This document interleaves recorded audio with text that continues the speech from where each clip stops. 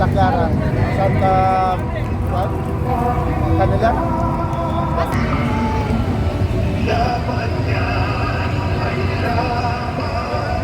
Dito Manila?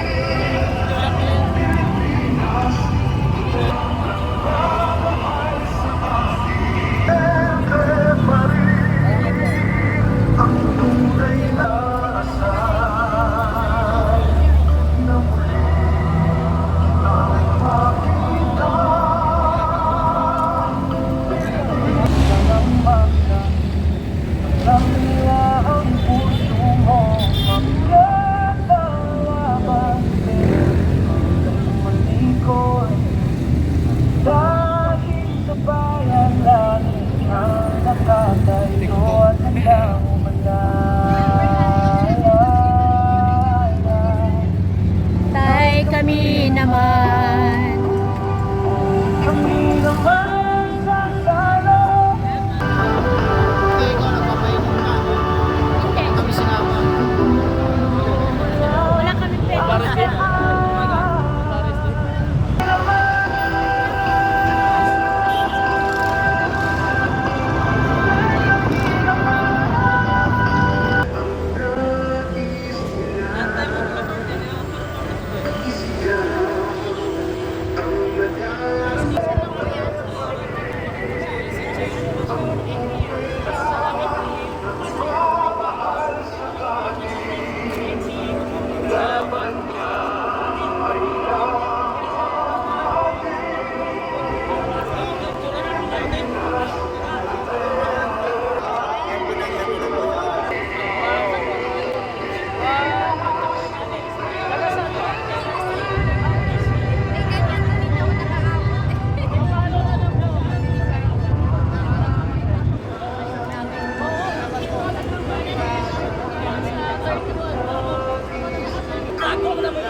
Pati NPA, tapos ang ano yung pabaligawan nila dito sa New People's Army, patay-patay, gago at bobo ka. Bakit? Yung nag-iinig ko sa'yo, nasa mansyon nakatira. Yung founder nyo, nasa ibang bansa. Yung isa lang nag-iinig ko, para taas ng bundok, kumakain ng daga at patay bubok. Gago! Kapag ka ng NPA, pati ka mga advantage, anak bayan, kapatid ng patris, puro mga bubok at bobo yan.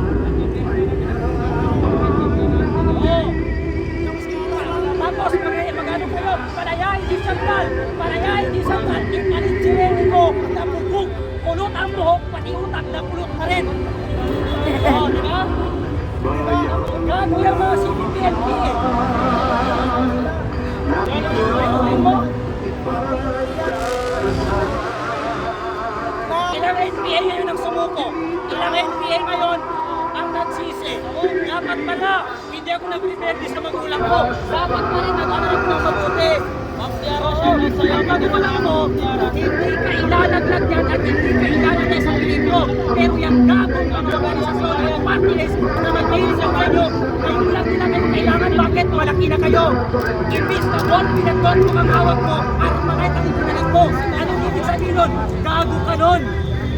Gago ka nun, baka sabihin nyo naman, si Kuya Park Palamura, o mga taga-UP na nabili ko lang sa PNPA at naging NPA, basahin nyo sa UP Dictionary Filipino, UP mismo yan. Gaga kung babaeng mahina ang utak o walang talino.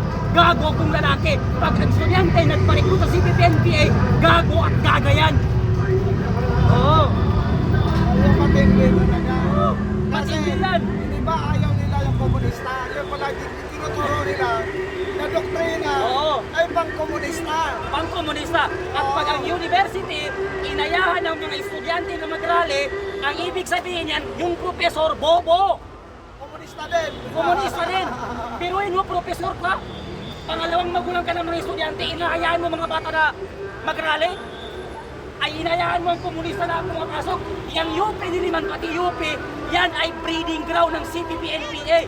Yan din ang binibreed yung mga bata, estudyante, para mag-rebelde sa gobyerno. Inaaral sila ng kaya, di ba? Scholar, libre. Sisigaw mo, scholar ng bayan, ngayon ay lumalaban, bobo. Ang dapat na isigaw mo, ang scholar ng bayan, ngayon ay NPA. Yan ang dapat na isigaw ninyo. Wala kayong pagmamahal sa inyong mga magulang. Ngayon si po, hasta na mamasada para meron kang paaral, para meron kang pambili ng sapatos, para may pambayad ka ng ano mo. Tuition fee mo, ang igaganti mo magpapalikot ka sa mga gagong komunista na yan. Oo, di ba? Oo nga. Tapos sasabihin mo, bright ako, matalino ako. Tignan mo yung student council ng UP Diliman. Akala mo kung umasta, gobernador ang gago.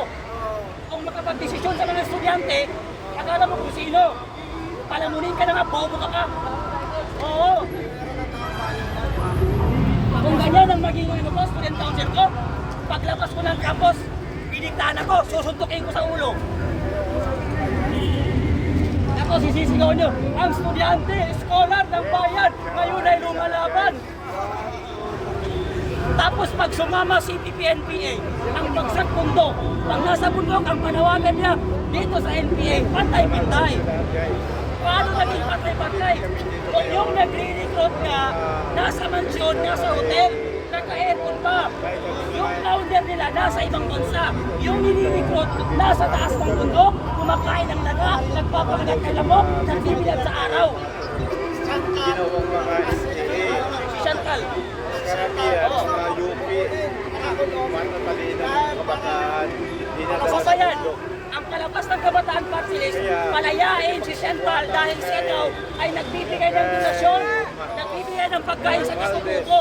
For your information, Representative Renico ng Kabataan Party List, si Chantal hindi nagbibigay ng pagkain sa mga katutubo.